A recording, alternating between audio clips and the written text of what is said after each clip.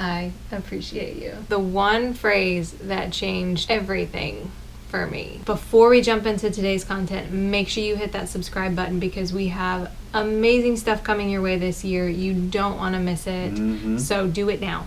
Do it right now. Hit the subscribe button right now. Go right there.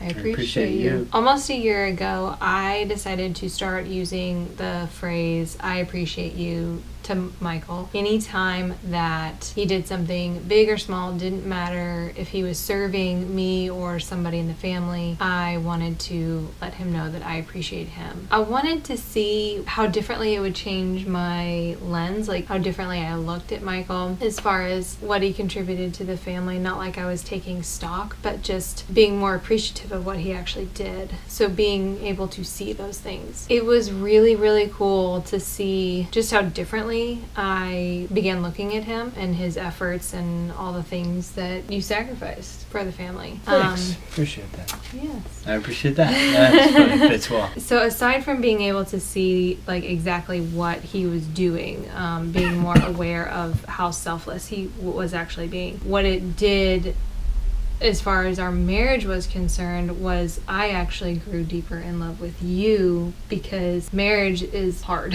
Yeah. It is very hard. It is a daily commitment to put the other person first. Right. It is a selfless relationship. It helped me appreciate, I say appreciate you, but it helped me appreciate our relationship and our marriage. I felt like in times when maybe we couldn't be physically intimate, it actually brought us closer together. I actually didn't tell Michael that I was going to be doing this little experiment until like 2 days ago. Yeah, she's like, I'm writing an article about a thing I started doing a year ago. I was like, what is it? And she's like, it's when I started saying, I appreciate you more. And I was like, you never did that. No, I'm just kidding. Just kidding. It's one of those things where as soon as you told me, it's like, oh, I didn't realize there was a conscious decision to do that. It just happened more, which I've really appreciated. And it's funny, I keep saying that a lot. As a man, as a dad, we try to put ourselves, last. As the provider, typically that's kind of how, at least how I think of myself, as provider for the family. I just do what I need to do, whether that be outside, inside, middle of the night, late in the evening, take stuff off of your shoulders. Just try to do that automatically. A lot of that stuff has been like retraining myself. I tend to think of myself first. I think we all do, but yeah. I've noticed that it's something that I've been acutely aware of in the past couple years, and nothing will make you have to be less selfish than having kids.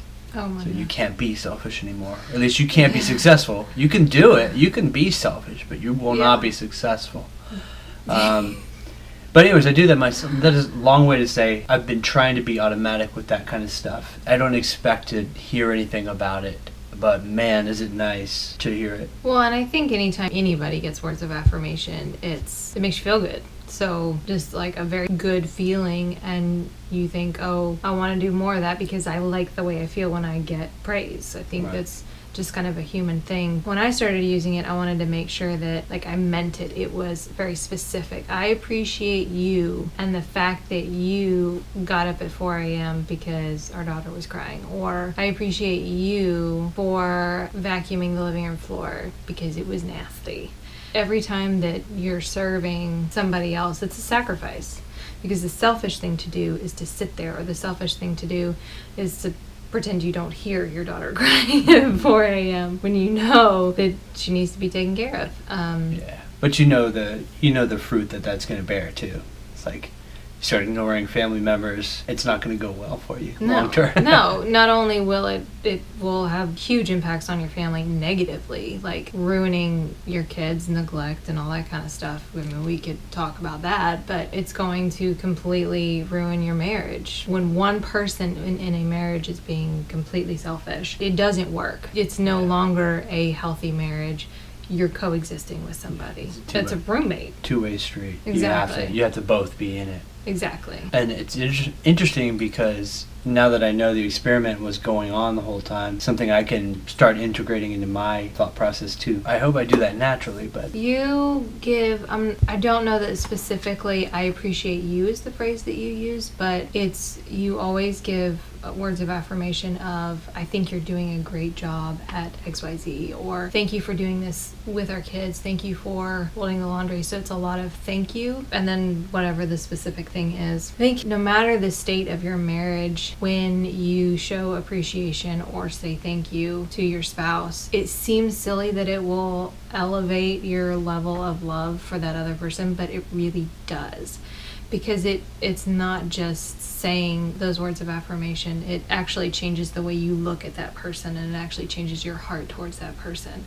I fully and 100% recommend, no matter the state of your marriage, good, bad, start using words of affirmation. Thank you for da-da-da. Or I appreciate. Specifics. You're big on specifics. You gotta be specific. Because then it just becomes like a routine. It doesn't mean anything behind it. If you aren't looking for that specific thing, you, and like meaning me, if I am not saying I appreciate you because, and then saying the specific thing, the phrase I appreciate you starts to lose its meaning. Because I'm not actually looking for that specific task. It's just, oh, I think you did something good. I appreciate you.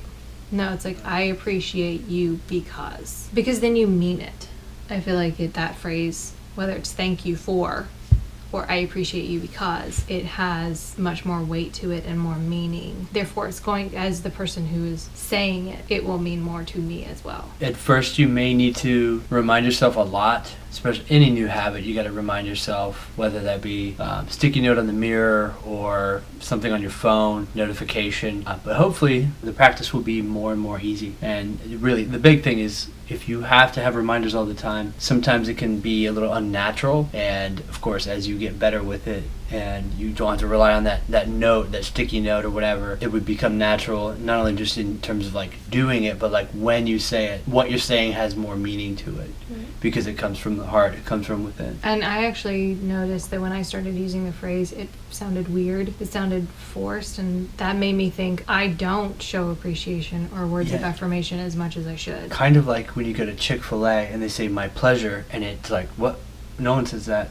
It was weird at first, and then it's like, now yes, it is your pleasure. It is your pleasure to serve Thank me you waffle for fries. getting me my honey mustard. Words of affirmation is good for any relationship. Highly encourage you to do it if you're not already doing it. I think it's so important. I agree. I appreciate you for being willing to sit down and film with me. No problem. We appreciate you for watching. And make sure that you hit the subscribe button, because we have some amazing content coming your way. Oh, yeah. We have been planning, so we're very excited. Unscripted lie.